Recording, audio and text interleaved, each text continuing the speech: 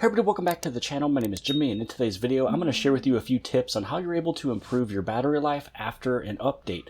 Now, not just a regular update, we're talking about a massive update, switching Android versions, just like we did on the Galaxy S25 series, going from Android 15 over to Android 16. Now, here's a few things that you might not be thinking about when you do these massive updates. Now, this first one I want to share with you is what I do every time after a major update. I haven't done it just yet, and so I'm going to do it right now and then record this video.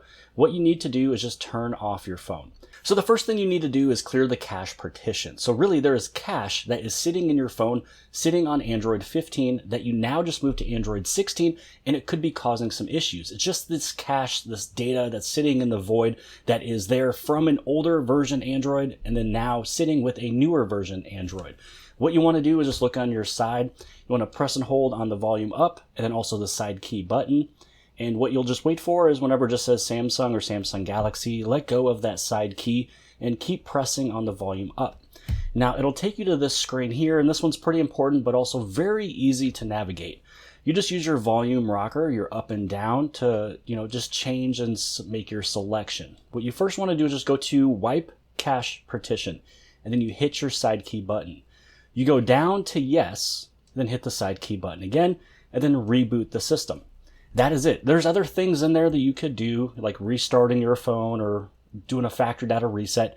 You don't need to do any of those things. You just want to do the clear cache partition or wipe cache partition. That's just all of, again, that small data that's sitting on your phone. Between all of these different updates, especially from Android 15 to 16, it could cause some issues. Step number 2, this is one that's very important, but you might not think of immediately, and that is to go inside of your Google Play Store and then take a look to see if there's any newer versions of applications. And you just want to make sure that hopefully all of these ones are geared and ready to go for Android 16.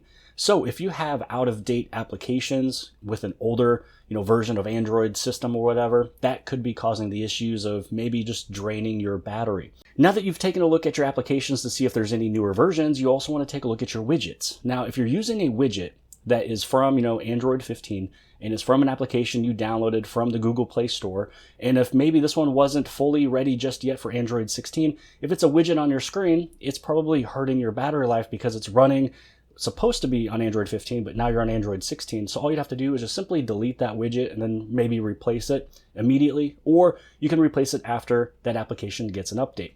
The only widget I have that is not a Samsung widget is this Google one, and I don't really see it to cause any issues. If I need to, yeah, I can just remove it and then put it back in. But with this Google search bar widget, I believe this is one of those first ones that would be able to get an update. It's just one of those things to at least be mindful of the widgets you have and from when you first placed it and if it had its latest update. And then the last thing I'll mention about any type of updates is if you go to About Phone and then you go to Software Information, take a look for your Google Play System update just to see if there is a update there, so you can have newer versions of all of these Google services on your Samsung phone that is now running Android 16. And Google is already on Android 16 currently right now, so they should be good to go, giving you the latest of what they have to give you for your device.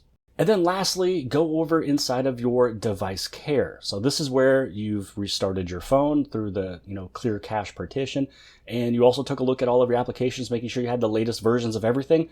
Now this is where you want to optimize it and then close out of anything that was running. So in this way you can kind of start fresh from here. You're not really starting fresh until you do these couple steps. So for memory, you just did a whole bunch of stuff here and you close out of a lot of things, and now you're able to clear off that memory. Oh, and another thing that I did was I turned off my RAM Plus, just because this way you wouldn't have to use some of your physical storage for virtual RAM, especially on the Ultra version. This one doesn't need to have additional RAM to run applications. It's pretty good. So I've had mine off for quite a while now, and I'm not running into any issues or anything like that. So this is everything that you would need to do just to ensure that you have the best performance and best battery life when it comes down to your phone after a major update. You can take a look at your performance file, see if you're on light or standard. If you feel like you would like to have a better battery life, just switch it over into light for your performance profile. And then when it comes on over into auto optimization, make sure your phone turns off or restarts at least once a week. Mine is twice a week. Now, when I spoke about performance profile and I switched it over to light, this is completely different than putting your phone into power saving. So I'm not totally limiting my device bringing down my CPU or anything like that by using power saving. I just switched my performance profile to light, which prioritizes battery life and cooling efficiency over processing speed. Now just test this out. If you feel like you have to go back to standard for some reason of your heavy usage, then you can go back to standard, that's okay. This is just a way that you'd be able to improve that battery life if you are having issues. But all of the previous steps that I shared with you, especially the clear cache partition, that's the one that should help the most after a major update going especially from Android 15 to Android 16. But hopefully you guys have appreciated this video. If you did, give it a big thumbs up. Don't forget to hit subscribe. Subscribe on the very bottom left-hand side. And if you like this video, then more than likely you'll also like this video. And I'll see you guys later.